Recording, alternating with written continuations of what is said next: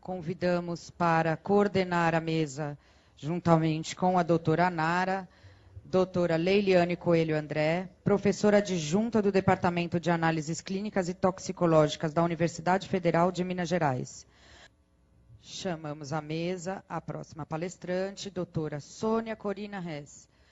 Ontem eu estava num barzinho aqui em São Paulo, olhando assim, as pessoas andando na rua, né? E eu pensei uma coisa, eu não sei se vocês viram filmes sobre aquele acidente nuclear lá de Chernobyl.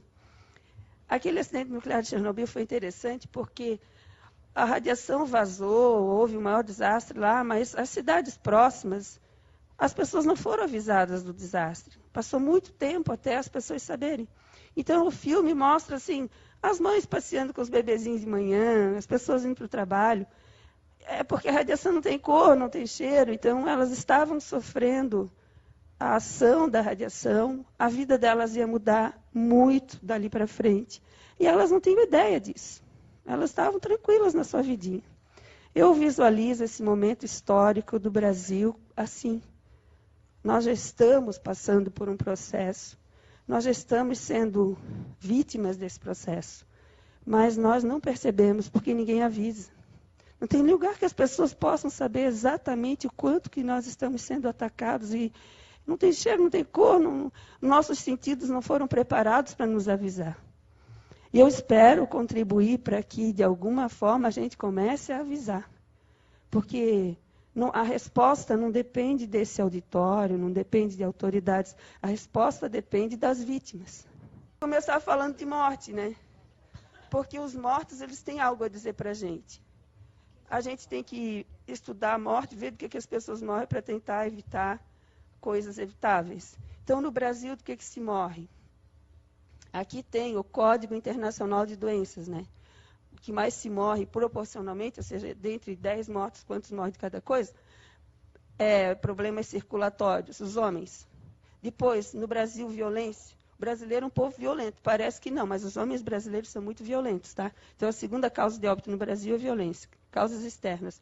Ou é homicídio, trânsito, tudo isso. E aqui, o câncer, neoplasias.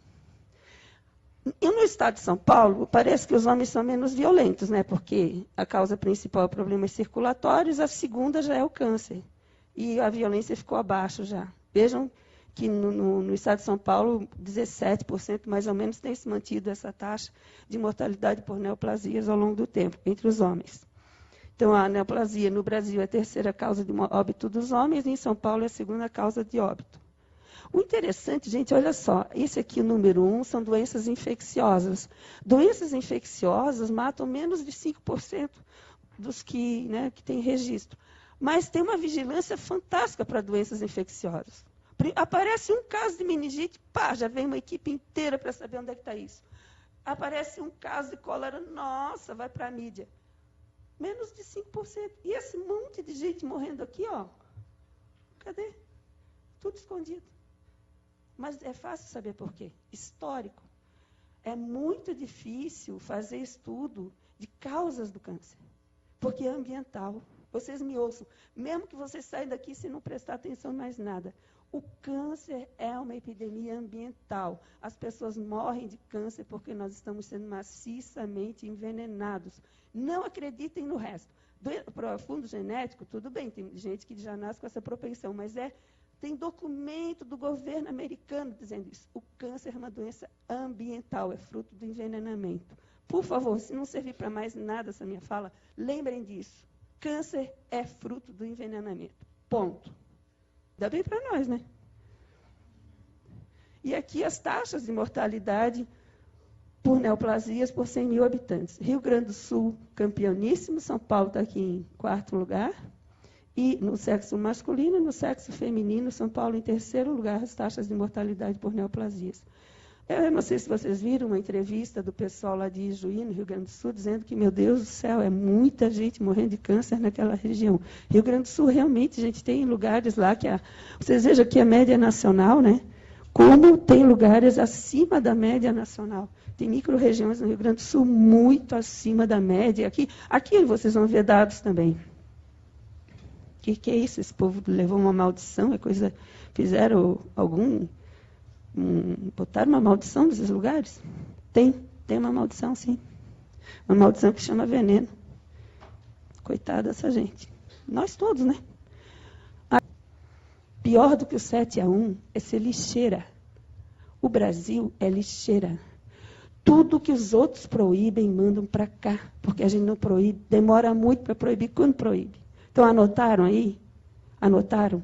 Nós somos hoje a maior lixeira química do mundo. O que os outros não querem, mandam para nós. Chinesada lá, esperta pra caramba. Proibiu lá, vão mandar para aquele paizinho muito querido que tem lá na América do Sul, compra tudo. Bota no navio, manda para lá que eles compram. Então, aqui as quantidades, São Paulo, Estado. Eu peguei esse dado do IBAMA, né? Aí vocês vão dizer, ai, professora, mas será que o IBAMA dá para confiar nesse banco de dados deles? O que eu digo assim, se dá para confiar ou não, é dado oficial, é o que eu tenho. Então, eu peguei esse. Pelos dados do IBAMA, São Paulo é o estado que mais comercializa agrotóxicos. Aí eu peguei os dados do IBAMA de quantidade e dividi pela área plantada, culturas permanentes e culturas temporárias. Está aqui, ó, São Paulo, campeoníssimo. Mais de 10 quilos por hectare. Viu? Por que isso tem que acontecer aqui? Por que esse auditório tem que estar cheio? E a gente tem que movimentar esse povo aí? Porque aqui doutor Pignatti vai dizer que é o Mato Grosso, mas aqui, doutor Pignatti, ó, São Paulo está bombando também. Aí, quando a gente fala genericamente, a gente não vê direito, né? Vamos ver direito. Quem que é? Quem? Quais são os princípios ativos? O campeoníssimo, glifosato. 821 mil toneladas em 5 anos. E isso dado oficial. Eu imagino que o dado real não seja bem maior, né? 2,4-D, 148 mil e poucas toneladas. E assim vai, os mais do Brasil. Eu quero que vocês prestem atenção nesse sujeito aqui, o paraquat. Que esse paraquat, cara, olha, ele está me atravessado. Eu espero que quando acabar essa apresentação, vocês também fiquem muito enfurecidos com esse paraquat. Não devia nem existir. E aqui o estado de São Paulo. Glifosato campeão, 2,4-D, etc, etc. E aqui no finalzinho, o 15º de cloreto paraquat. Vou falar dos mais, tá? Os mais. O glifosato nasceu junto com a soja transgênica. Aliás, os dois nasceram juntos. Os casamentos, hoje em dia, eles terminam, geralmente, né? O glifosato e o transgênico não tem divórcio possível, porque o transgênico foi feito para suportar o glifosato. O glifosato existe para atender a demanda do transgênico. Passa veneno, morre todo mundo, menos o transgênico. Ótimo, fantástico. A indústria convenceu todo mundo que aquele veneno não era venenoso. É água, gente, pode aplicar em tudo que é lugar, não tem perigo nenhum, é seguro, não causa problema nenhum. Só que quem faz os testes é a indústria, vocês sabem, né? Quando vai aprovar um agrotóxico, quem faz os testes é a indústria. E a indústria garante pé junto que fazendo teste 3 meses com o bicho, tá bom. Se em 3 meses não aparecer efeito, tá bom. Teve um pessoal lá da França, né? Que disse assim, não, coitado do bicho, vamos deixar ele viver mais tempo, vamos fazer o teste. Com os bichos não vão matar depois de 3 meses, vamos ver ele ao longo da vida. Aí eles testaram um grupo de ratos, tomando água sem veneno e comendo comida não transgênica. Outro comendo milho transgênico. Esse pobrezinho aqui, milho transgênico mais água com Roundup, que é o veneno com glifosato. E esse aqui, água com Roundup. O que chama atenção, gente, olha esse dado, eu até copiei isso aqui do artigo, porque isso aqui é 0,1 ppb. Essa concentração foi suficiente para fazer o rato ficar desse jeito. Depois de 4 meses, começou a aparecer tudo que era problema. Malformação, desregulação endócrina, problema no rim, problema no fígado, etc, etc. 4 meses depois, ficou evidenciado. Aí eles deixaram os ratos até eles morrerem, né, tadinhos? Olha o jeito que esses ratos ficaram. Todos desenvolveram tumores, tanto sexo masculino quanto sexo feminino, e alterações metabólicas muito intensas. O que me deixa bem aflita é 0,1 ppb. 0,1 ppb é 0,1 microgramas por litro. Gente, isso é muito pouco. É muito pouco, uma concentração muito baixa. Aqui, eu e o professor Rubens Nodari, lá da UFES, que resolvemos fazer um levantamento bibliográfico sobre o que tinha na literatura tratando dos efeitos do glifosato. Olha o tanto de artigo que tem falando. Desordens gastrointestinais. Vocês estão vendo que não está aparecendo alimento para gente que tem alergia a trigo, alergia a leite, alergia a tal coisa? Sabe por quê? Porque todo mundo está sendo envenenado, as enzimas que fariam essa digestão, elas estão sendo inativadas, e aí está um monte de gente tendo problema para digerir. Isso aqui, os artigos científicos falam tudo isso, gente. Aqui, ó, obesidade, diabetes, doença cardíaca, depressão, autismo, infertilidade, câncer, mal de Alzheimer, mal de Parkinson, intolerância ao glúten. Estão vendo? E a água, hein? Eu vou ser sincera para vocês. Tem o para, tem tudo, mas eu, sinceramente, não me preocupo muito com o alimento, sério. Ah, vocês vão dizer, professora, como que não? A senhora deve comer bastante, é gordinha? É verdade, eu sou gordinha, como bastante. Mas tem magrinho que come pouco. Mas uma coisa que nós temos em comum, nós temos que beber bastante água, né? Se é magrinho ou gordinho.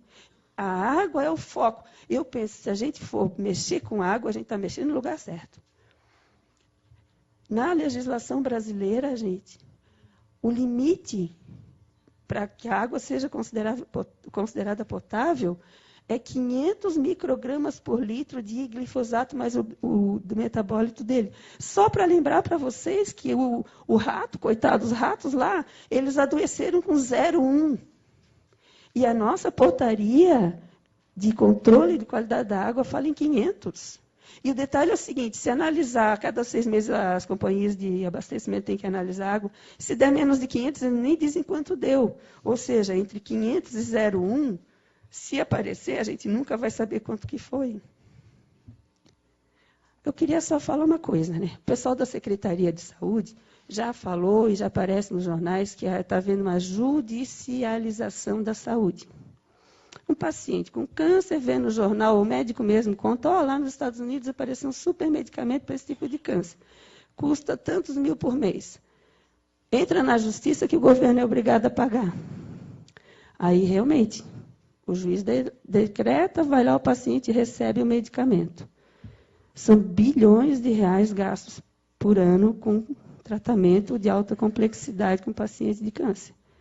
O que pouca gente pensa é que as empresas que fazem o veneno são as mesmas que fazem o medicamento. Vocês sabiam disso? A indústria é a mesma. Cara, é um negócio fantástico, porque eles envenenam as pessoas adoecem.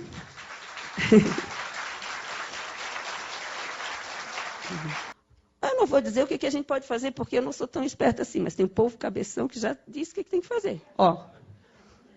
Banimento dos banidos, banimento dos banidos. A hora que alguém proibiu, tem que proibir aqui.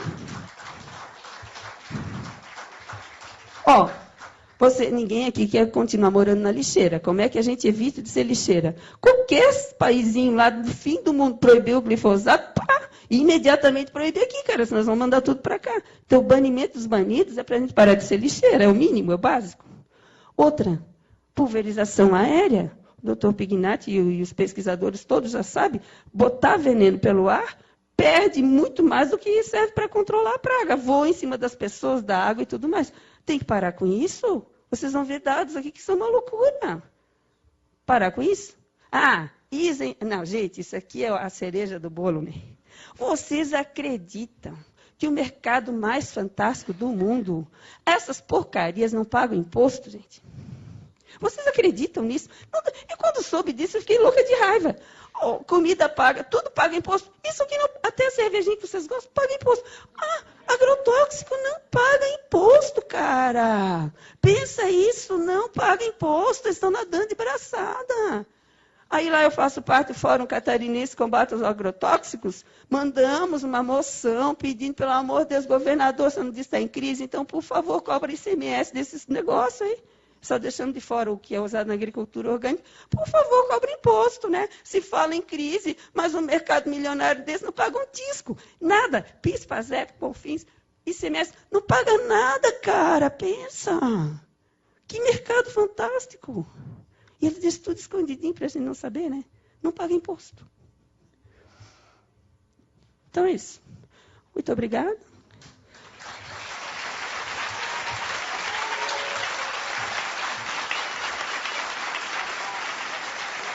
Chamaremos agora Dr. Jefferson Benedito Pires de Freitas. Então, vou repetir. A minha área é mais saúde do trabalhador e pneumologia. E a minha inserção nesse evento é por conta que, como professor lá do departamento, o departamento tem um centro de estudos que é o CEALAG, que foi o que proporcionou a questão do observatório ambiental.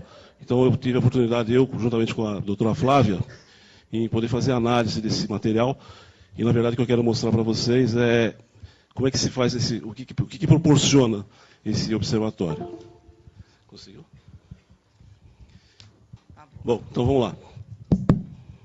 Então, isso aqui é só uma coisa rápida, é mais para mostrar que o acesso que todos podem ter, inclusive para futuros trabalhos, porque, na verdade, eu creio que foi um trabalho de excelência técnica, tanto no aspecto dos estudos do uso dos produtos, como num outro trabalho que vê o perfil de morbidade e mortalidade em diversos municípios.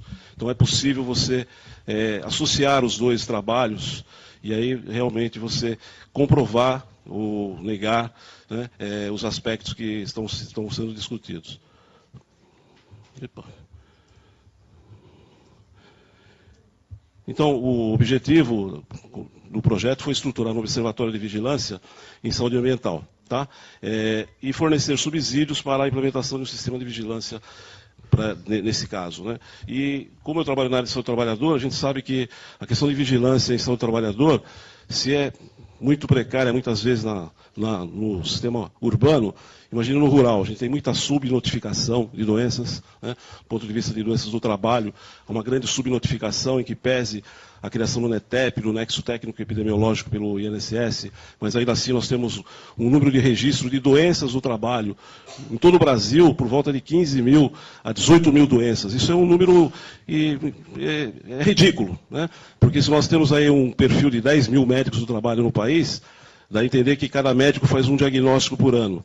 Então, na verdade, isso mostra uma subnotificação, que não há notificação de doenças. E se não há na indústria, se não há em serviços, se não há nos grandes centros urbanos, em que você ainda tem sindicatos muitas vezes mais efetivos, imagine o trabalhador rural. Então nós não sabemos, por exemplo, o perfil de morbidade de trabalhadores rurais, de trabalhadores que utilizam agrotóxicos, né?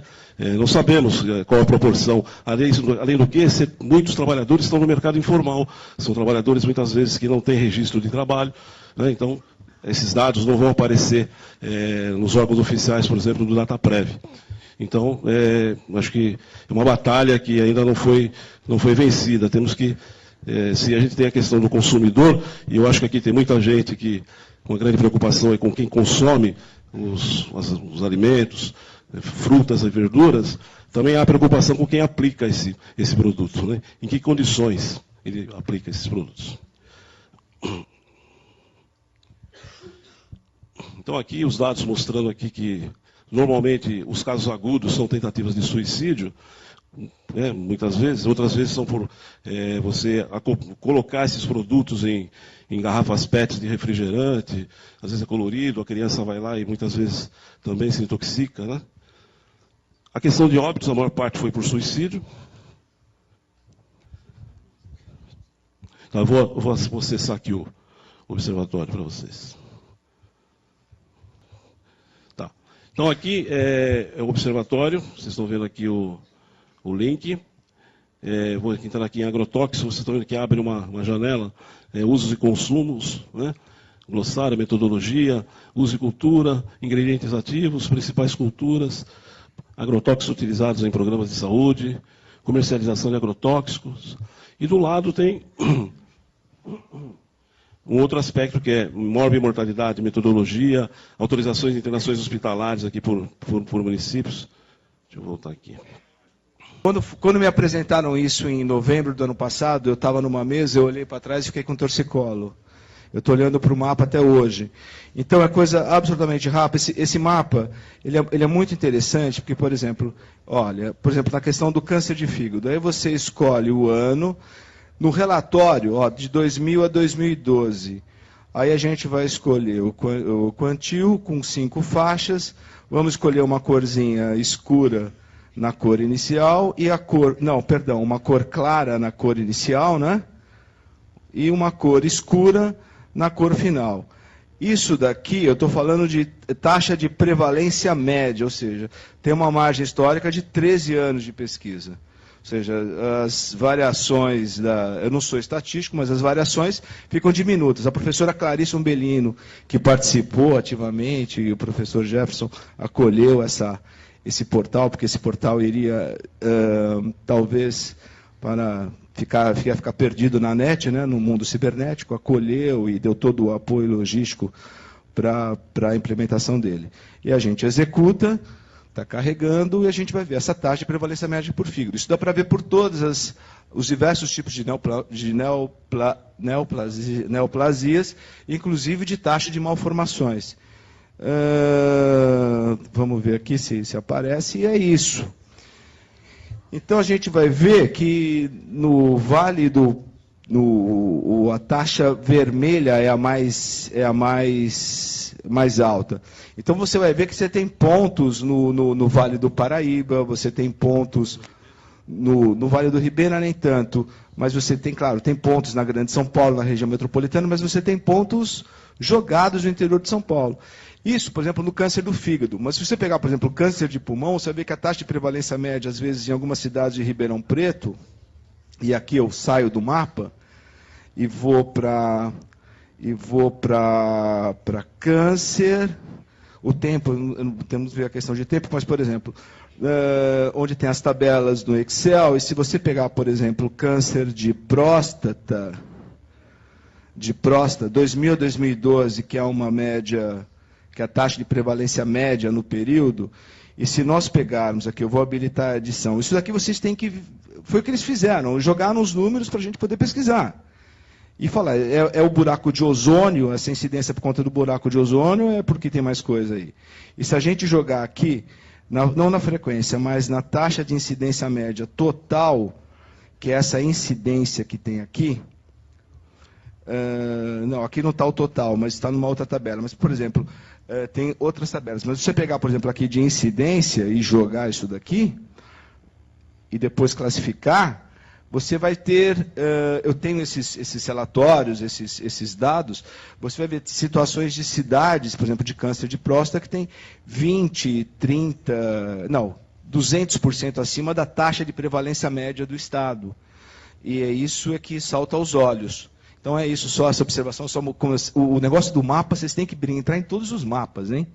Aí entra ano por ano, mapa por mapa. Obrigado, professor. Os dados estão e o que precisa é estudar esses dados para poder comprovar aquilo que a gente, empiricamente, a gente até já sabe, mas se a gente conseguir provar é muito mais fácil. Obrigado.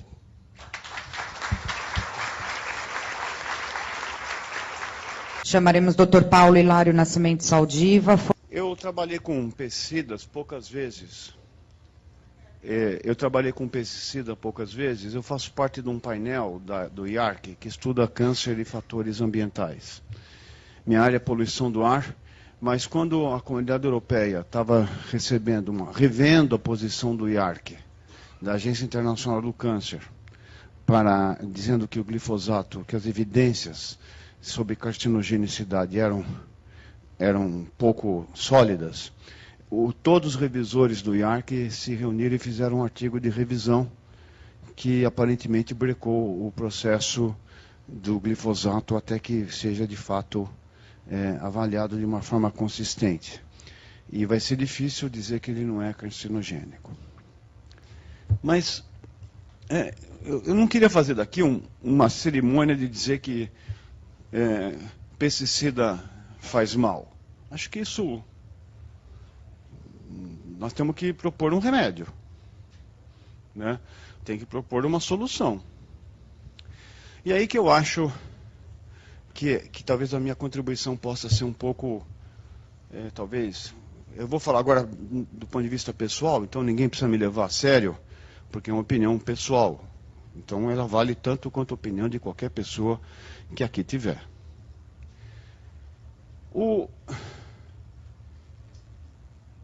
Eu vi uma conferência do indivíduo chamado Till Honenberg, um professor da universidade, era um cronobiologista da Universidade de Hamburgo, e ele propõe uma coisa muito interessante, né? Todo mundo aqui fica todo mundo aqui fica angustiado por ver essa situação, de ver o risco, a gente não sabe a dimensão do risco exata, né? Então, eu acho que, e ele propõe que, de fato, essa angústia, talvez seja, a gente dedique a maior parte do nosso tempo na vida a resolver o que é a angústia de viver. Quer dizer, o que resolver os medos, depois que você comeu, bebeu, procriou, no fundo você procura entender por que você está aqui. E a primeira forma que a gente fez, desde o tempo primitivo, foi com religião. Você venceria a angústia pela fé ou pela religiosidade. Depois você parte para uma coisa chamada pelo entendimento. Você tem uma derivação da religião que chega na filosofia, chega nas ciências humanas, e mais recentemente você tem o entendimento a partir da compreensão que vão às ciências naturais. As ciências naturais, elas começaram a se modificar em várias áreas, até um ponto que elas não são mais compreensíveis. Mas você não tem, ao contrário das ciências humanas, que podem emitir valor e conceitos, a ciência natural não. Quando você coloca o risco relativo, você no máximo na discussão diz que era melhor banir, mas você apresenta os dados para que outros tomem. Eu que arrebentei, hoje aliás é o primeiro dia que eu consegui trabalhar de bicicleta depois de 4 meses, porque eu tive um acidente de bike, né? Então, o que você... Então eu fico pensando muito no ato de descer a escada. Se eu estiver descendo a escada e tropeçar, eu vou ter todas as informações vão dizer, salve a cabeça, preserve a si mesmo. Quer dizer, o que o meu cerebelo, meus músculos, meu sistema vestibular, as articulações vão dizer, preserve a si mesmo.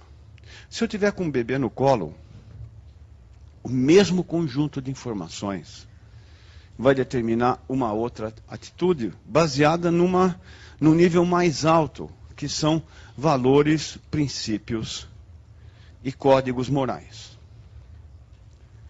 Bom, então, isso mostra que, no caso específico dos agrotóxicos, você deveria unir as informações dadas das ciências naturais com alguns princípios básicos de dignidade humana. E isso é a maior dificuldade hoje, porque você não consegue, as ciências ficaram tão esquizofrênicas entre si, que um não consegue entender o que o outro fala. Nesse caso, a gente não pode esperar a armadilha do consenso. Se você cair na armadilha de procurar um consenso nisso, você não vai resolver nunca a situação. Porque vai ter grupos, é da lógica da indústria vender quanto mais inseticida ou pesticida é melhor para ela. Por outro lado, aqueles que se ocupam com saúde humana vai dizer, não, quanto menos usar, é melhor. Não vai ter consenso nisso. Quem deveria fazer esse consenso nos países desenvolvidos é uma coisa chamada parlamento, que recebe as informações de todas as posições e decide baseado num valor. O valor central nessa história deveria ser qualidade de vida, saúde humana e bem-estar. Se você não ouvir todas inclusive as deseconomias decorrentes do adoecimento, e subtrair isso dos anos de vida perdidos, o tratamento dos tumores, acompanhamento de pessoas com malformação, e isso deveria ser computado dentro de uma visão mais ampla. Bom, por que isso não acontece? Porque o nosso sistema ainda não está maduro do ponto de vista completo das representatividades de todos os segmentos. Então, quando você não tem um mecanismo que assegure a representatividade, você vai usar os segmentos mais fortes, mais poderosos, vão colocar a sua posição. E esse é o caminho mais rápido para a gente chegar à injustiça. Bom, então qual que é a nossa parte aqui? Se você tem um sistema parlamentar ainda imaturo, ainda não sofisticado, Por que a comunidade europeia pegou uma opinião de cientistas num artigo publicado numa revista e decidiu que não ia mais usar o glifosato e adiou esse negócio por um tempo? Porque existe uma parte da comunidade que não vai aceitar que se coloque glifosato quando um grupo de cientistas do mundo inteiro diz que isso pode dar câncer e permanece. Nós não estamos nessa fase. Então, a gente vai chorar, cortar os pulsos, ficar... Não, né? Eu acho que nesse papel, as universidades, os institutos de pesquisa, eles têm que dar uma ideia, eles têm que fazer um ponto de encontro. O problema não é multidisciplinaridade, nem transdisciplinaridade, isso não basta. Se você não pode quebrar totalmente as fronteiras do conhecimento, senão as ciências se perdem. Mas você tem que procurar pontos de entendimento aonde pelo menos um entenda o que o outro faz, entregar na mão de agentes capazes, e aqui no caso estou falando do Ministério Público, uma análise integrada dos benefícios e dos problemas, para que, a partir de valores morais, a gente decida. E o que nós estamos discutindo aqui, nós vamos aumentar a nossa produção agrícola e pagar as contas do Brasil às custas de saúde humana? Ou nós vamos ter espaço para coisas como compaixão, misericórdia e qualidade de vida? Talvez essa seja a proposta daqui, de criar o observatório extraordinário, ele ajuda. Eu fiquei comovido de ver o esforço, que não foi fácil fazer isso, deu trabalho. Mas eu acho que se a gente tivesse um espaço de encontro regular para discutir o problema, começasse a construir uma narrativa adequada e fizesse o lobby do bem, porque o lobby já existe. O que não existe é o contra-lobby. E mostrando de uma forma responsável, você consegue, então, talvez, impregnar a tomada de decisão com valores. Porque quando você não tem consenso, você tem que ter um valor que define a decisão. E a decisão, no momento, não leva em conta o bípede que nós, profissionais de saúde, estudamos. Muito obrigado.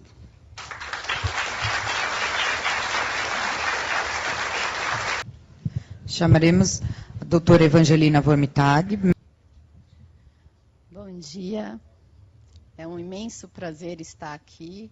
Eu gostaria de agradecer o convite ao doutor Marcelo e à doutora Thelma.